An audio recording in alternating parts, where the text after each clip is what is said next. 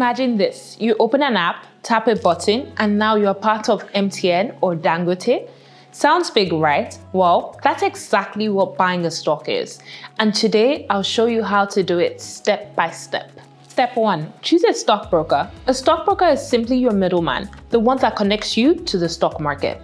These days, that middleman can just be an app on your phone.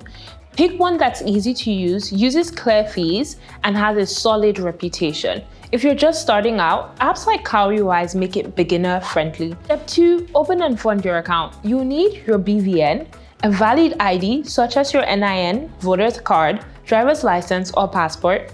3. A utility bill sometimes. And 4. Your email and phone number. Once your account is ready, fund it using a bank transfer or a debit card.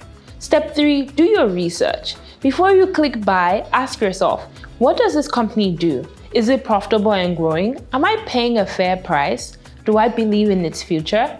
Don't just follow trends or social media hype. Invest in what you understand. Step 4. Place your order. This is where it gets real. There are 2 main order types. 1. A market order, where you buy instantly at the current price. And 2. A limit order, where you buy only if the price reaches the target that you set. For example, assuming MTN is 350 Naira now, market order means you get it right away at 350, while a limit order means you only get it if it drops to 300 Naira. Step 5. Track your investment. After buying your shares, it appears in your portfolio. You can 1. Track the price, 2. See your gains and losses, and 3. Collect dividends if applicable.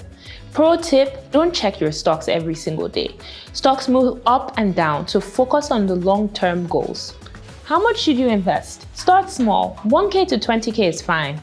Only invest money you don't need urgently. Increase gradually as you learn. Consider dollar cost averaging, investing the same amount monthly. The goal is to build the habit first. Consistency matters more than starting big. What about fees and taxes? In Nigeria, most brokers charge about 1.8%, which includes brokerage fees, SEC fees, VAT, stamp duty, and other small fees. Dividends are taxed at 10%, deducted automatically. Capital gains aren't taxed right now. P.S. Always check the fee section of your app before buying.